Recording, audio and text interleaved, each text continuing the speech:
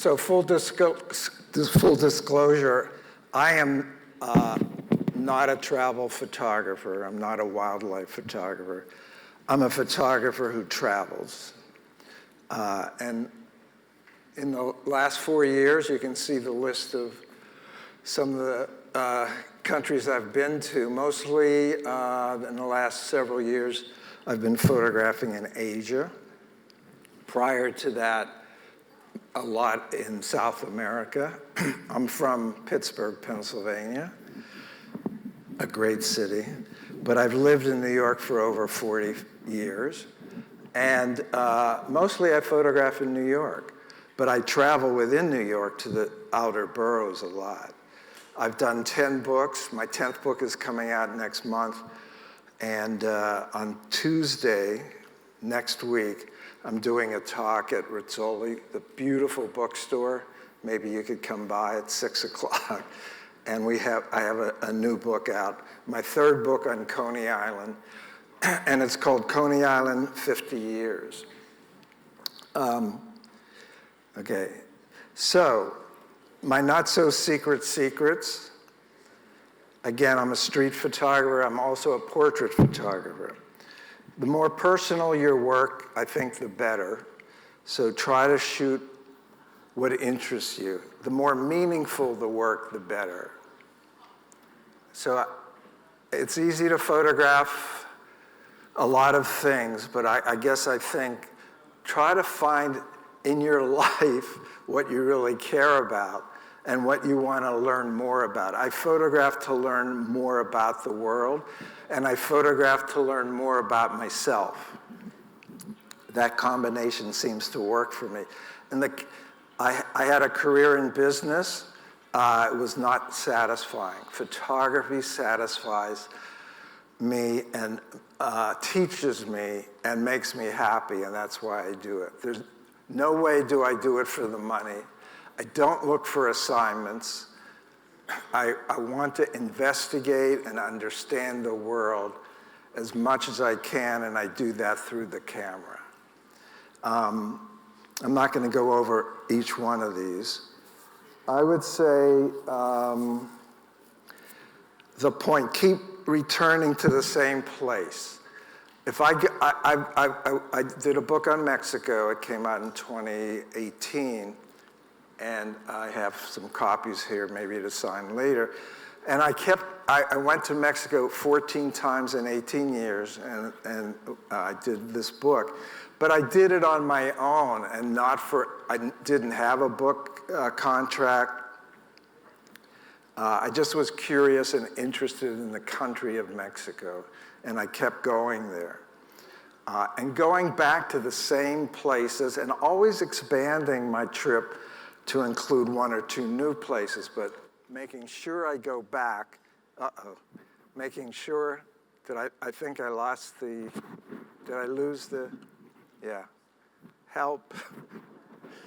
Making sure that I go back to the places that I went to prior, and then always at another one or two cities. And I'm doing cities. I'm not doing the countryside usually. I'm doing small villages. I'm doing towns, but I'm doing the big cities also because that's what I know. So photograph what you know. And I've gone back to Coney Island, and I've done 3 books on Coney Island. Probably I've been there 600 times, and I'm very bored by it, but I'm always excited by going there. So find an interest, find a passion, as Steve Simon said previously this morning, and keep going back. It doesn't mean that you can't go to other places also, but I think that's one of the things that's really helped me. Being curious about the world, your fellow man, your neighborhood, your neighbors. I'm always curious, and the camera allows me to go into spaces that I've never gone before or that I don't belong. I've never been attacked on the street. I've been refused you don't want to take that seriously or personally. You take it seriously, but not personally. And you just continue and just keep photographing, keep trying. Don't get disappointed with yourself. Don't be hard on yourself. And just keep doing it. I think, okay. The other thing I would suggest is try to find long-term projects. Try to find projects that engage you, projects that you're in, that you can spend 5 years, 10 years, 3 months, 1 year doing, and keep at it. It's easy enough to photograph individual images and make individual images and be successful at that. But I'm looking to put work together on a theme. So look for themes. Look for subject matter that engages you, that you care about, and that you want to learn more about and investigate. So my career has really been finding these themes and spending multiple years with them. So again, my upcoming book is 50 years, really 52 years, of shooting at Coney Island from 1970 to 2020, really 2021, which is 52 years. The Mexico book was 18 years. I did a book on Harlem, 23 years. So kept going back to Harlem and shooting and never being satisfied until you get a book contract and then you have to give over the materials. When I was working on this last book, I wanted to extend it even longer than what I said I would, the 50 years. And in the book, there's one photograph that was made in 2021 beyond my 50-year limit.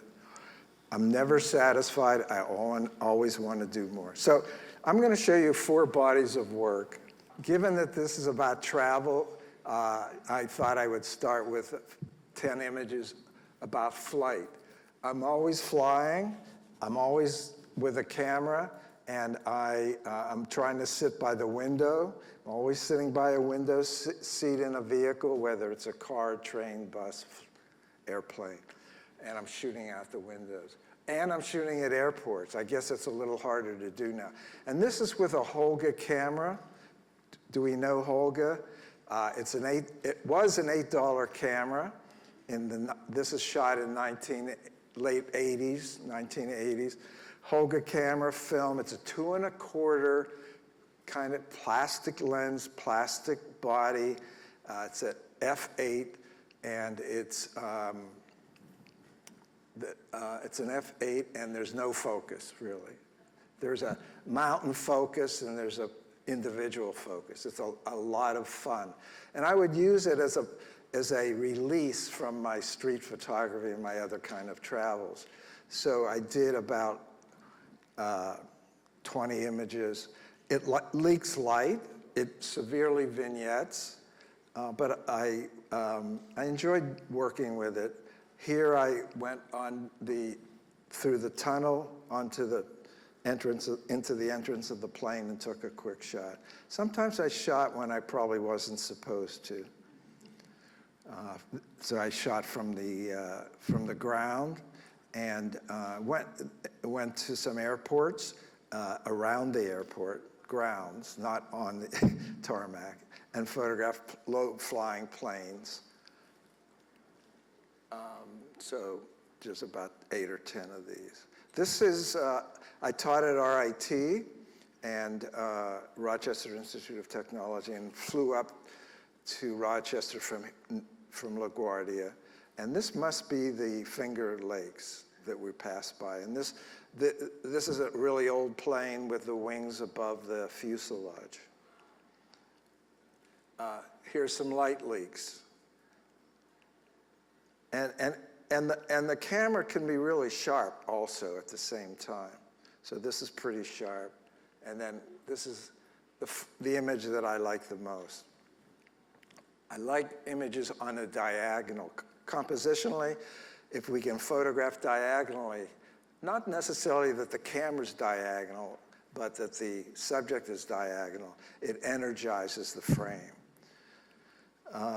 So I go to New Mexico every year. I'm teaching a workshop there in August, and I've taught there every August for the last 15 or 20 years in Taos, New Mexico, which is a very beautiful, small town, almost a village.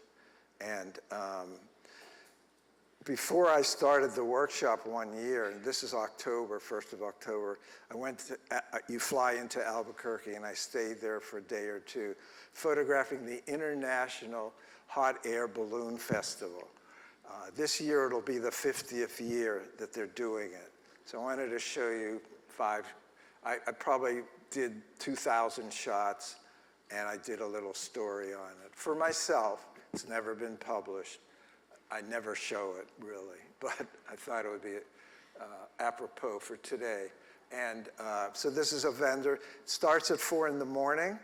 This is, it's pitch dark, and this is a flash with a slow shutter. So I'm getting some blur in the background. I guess there was some ambient light, and I'm freezing the vendor. And then a few images there. I don't know what they do, but they gas up or inflate, that would be the good word. They inflate the balloons, and this is sort of or sunrise, but maybe a little before. I think it's available light. Another shot of them working on their balloons. And I wanted to get the balloon with the people watching and the people working.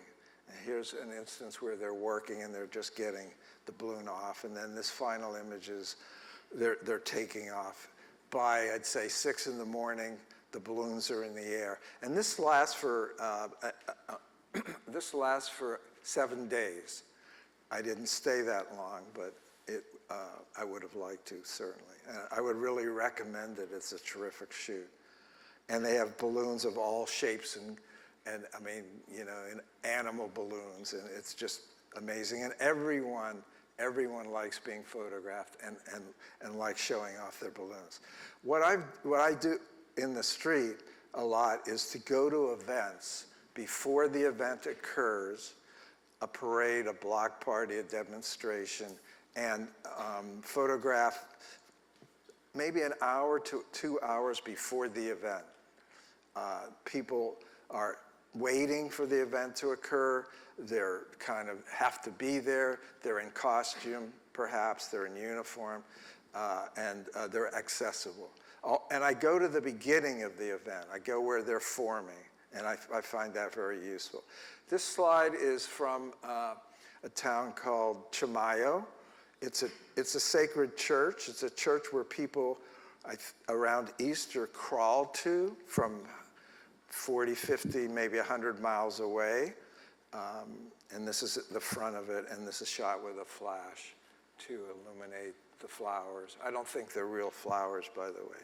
And then inside the church, and why it's sacred, there's a little room with a hole, and you can see of dirt. It's a dirt floor, and there's a hole, and this woman is bagging some of the dirt, and lo and behold, the dirt level never goes down.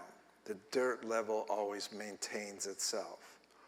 Now, I don't know about that. I don't necessarily believe that, but they do.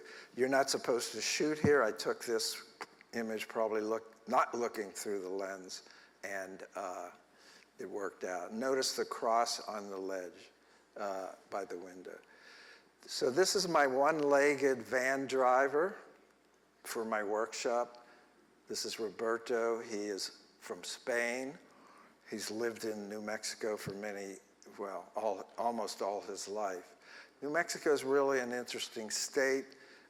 It's not like the rest of America. It has an Anglo culture, it has a Spanish culture from Spain, it has a Mexican culture, and it has a Native American culture. And there's a lot of Native American people to talk with and to meet. I go to some of the pueblos to photograph, take my workshops to the Taos Pueblo. I don't think it's open right now because of COVID. It's an amazing state, and I know it really well and have traveled all over it. And maybe I'll do a book on it someday if I have time. So I'm going to show you 3 or 4 images from New Mexico.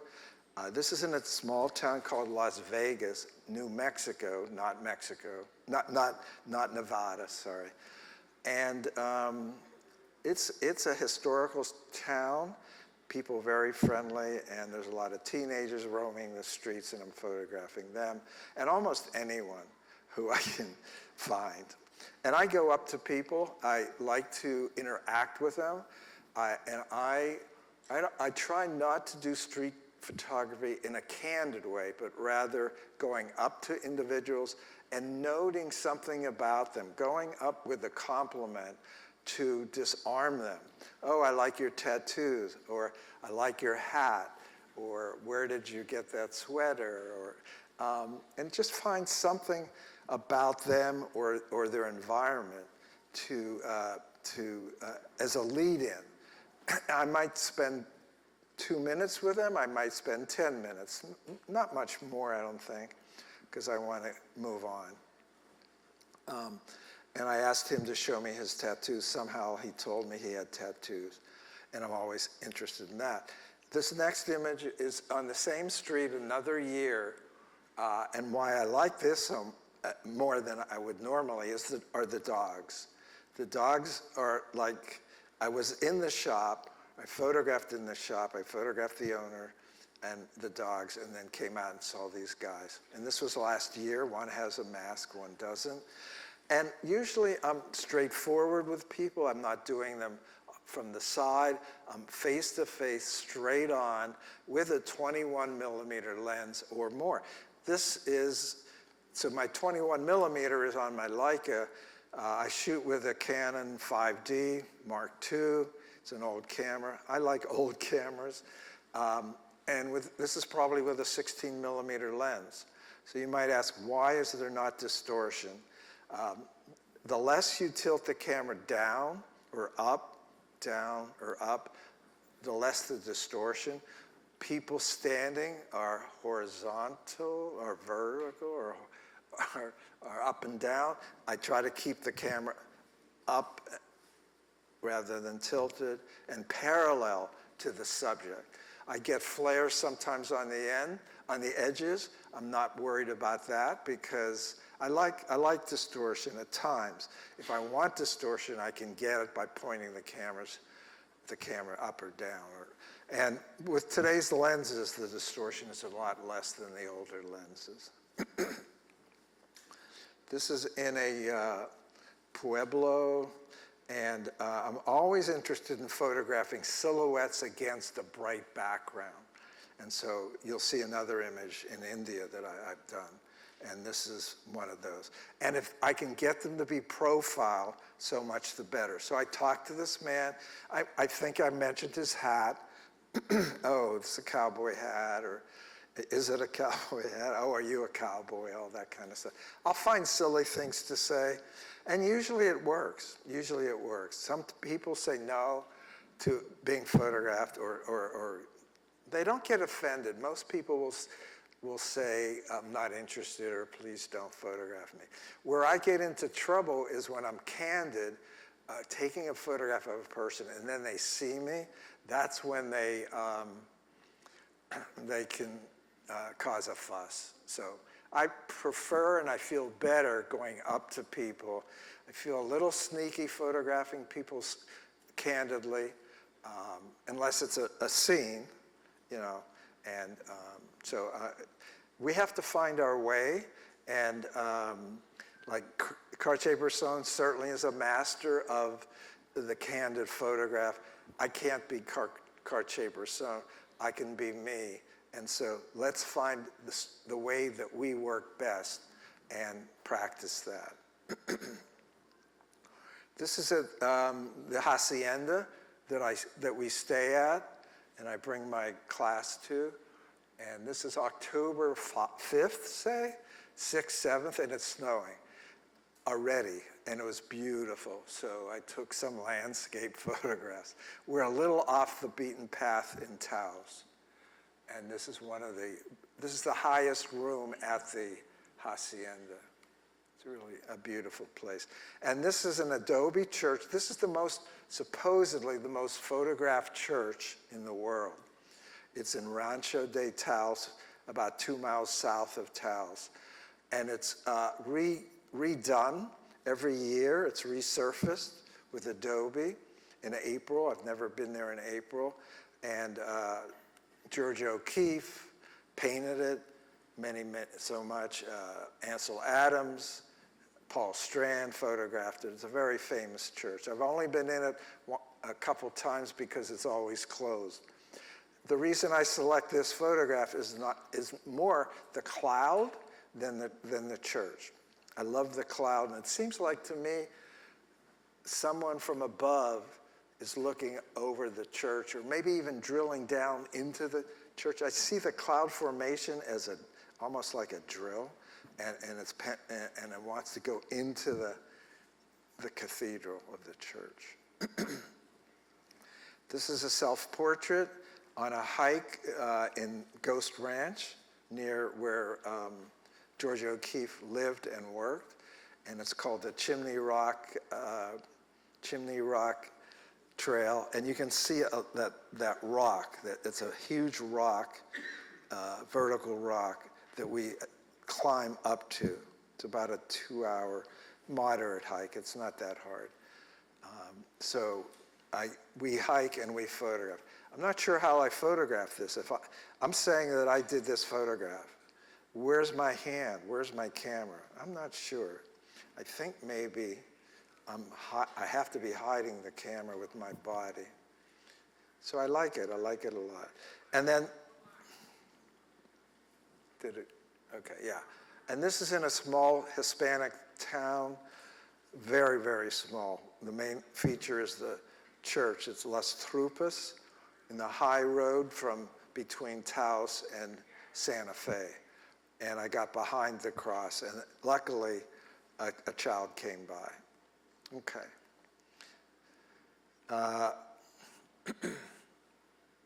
So we're in India, and I've heard it be told that there are 2 types of people in the world, those who have been to India and those who have not. India is fascinating. It's an amazing country. It's endless. And I've been there maybe 5 or 6 times on my own with a friend, and also with workshops. I do a lot of workshops in India, 2-week workshops, and it's incredible.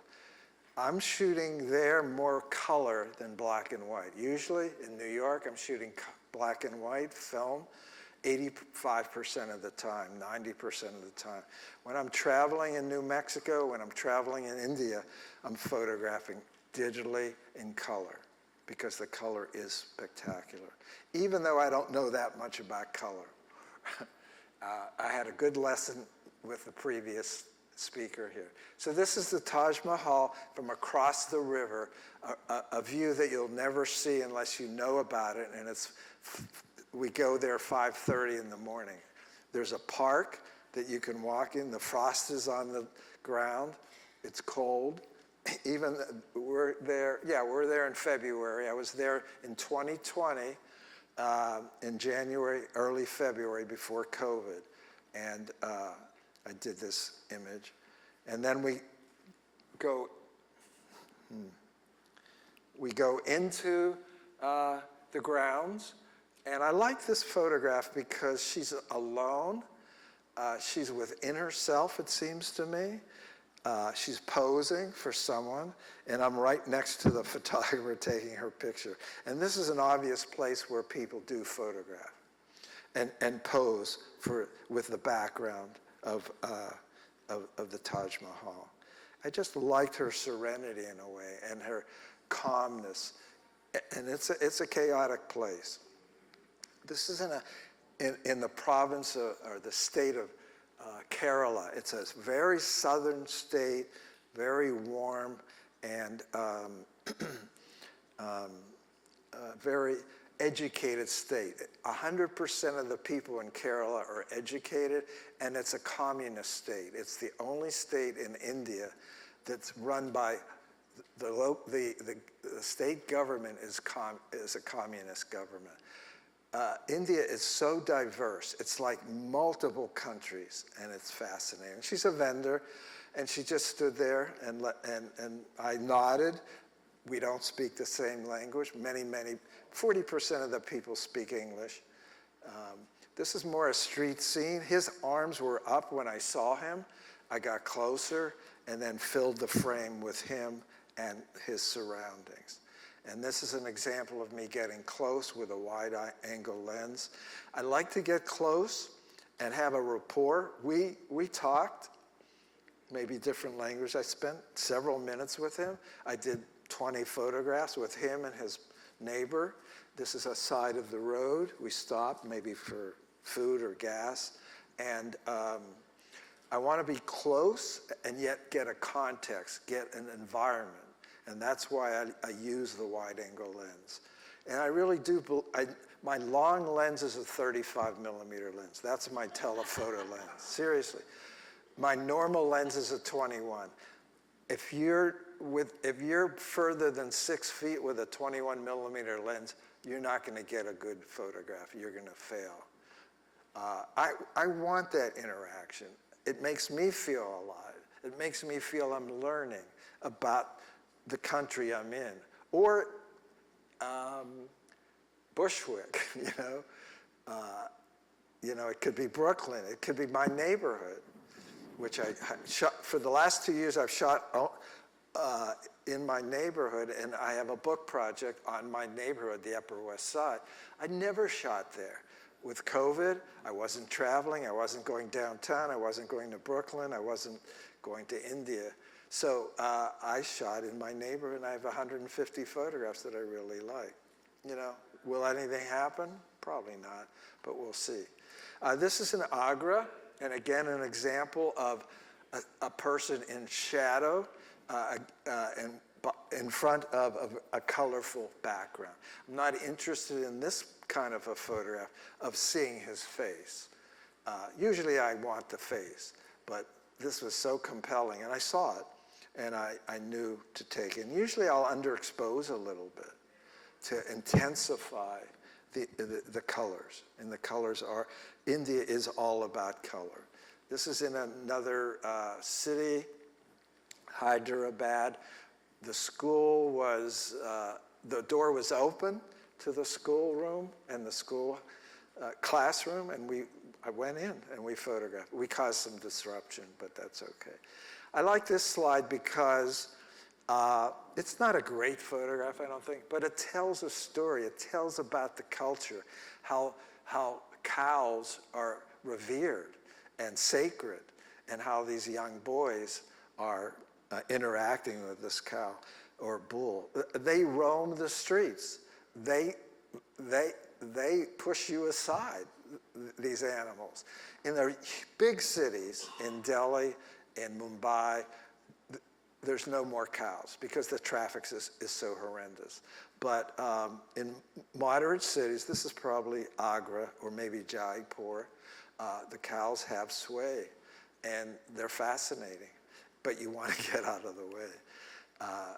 So I walked up to him, saw him sitting there. He didn't move, he didn't smile, and I started photographing.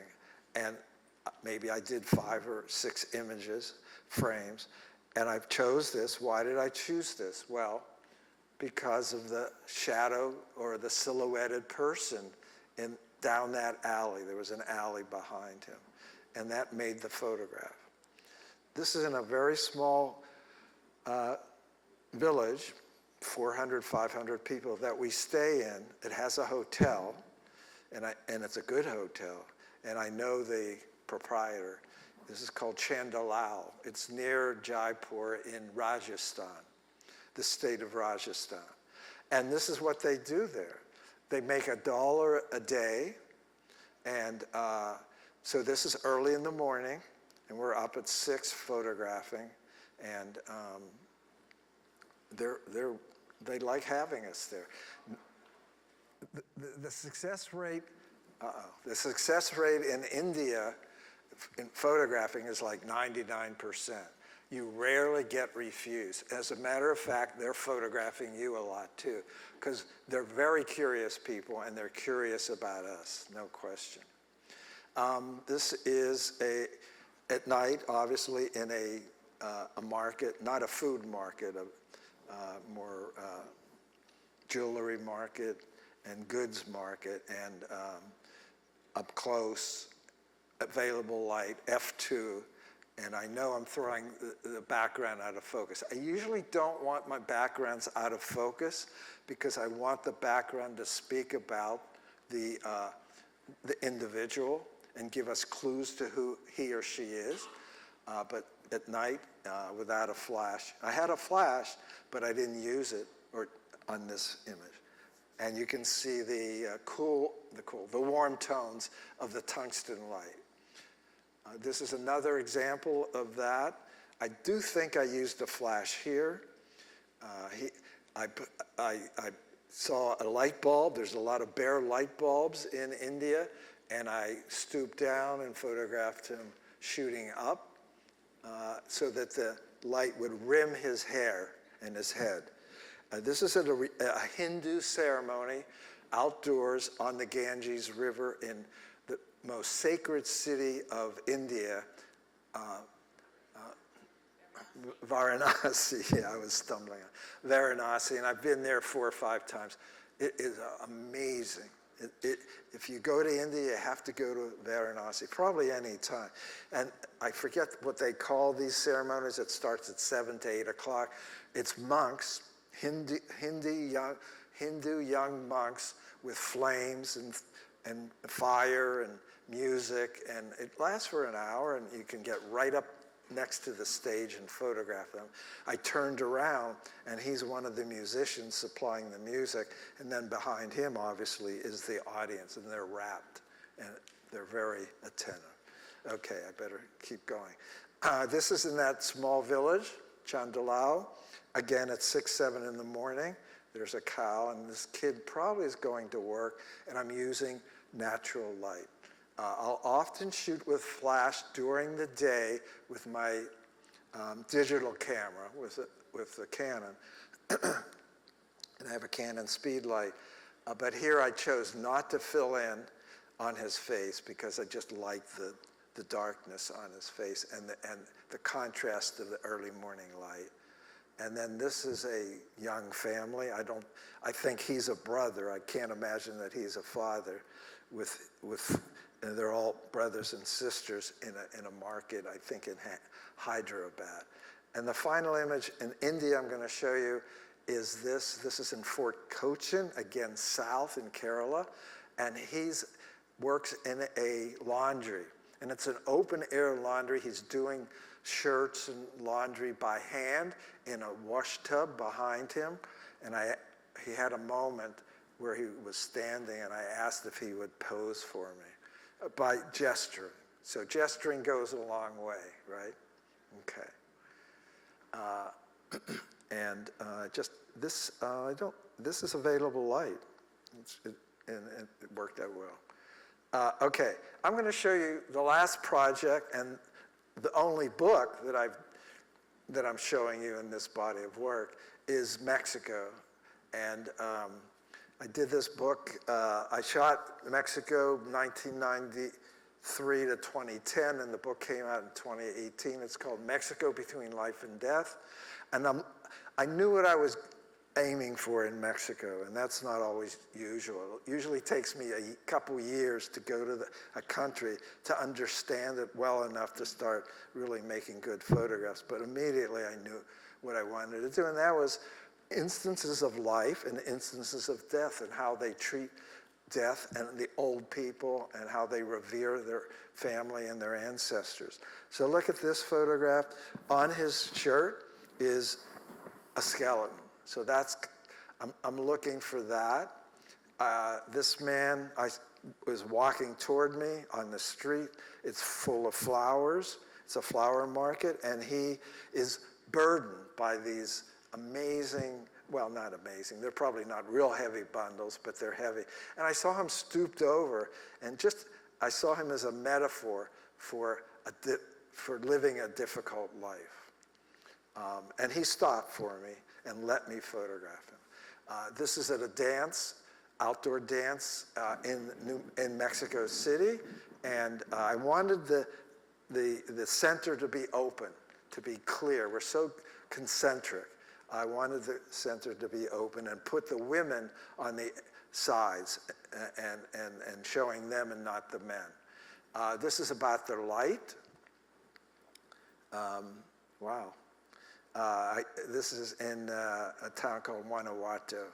And I just waited and waited. I love the reflections of light off the metal in the shadow area that looks like eyes. So for me, that's what to me was the best part of it. Okay, I don't know. Okay, I thought I had some other slides, but okay. So here's my email. I'm on Instagram, I'm on Facebook. These are a list of my published books. My next book is coming out next month or so.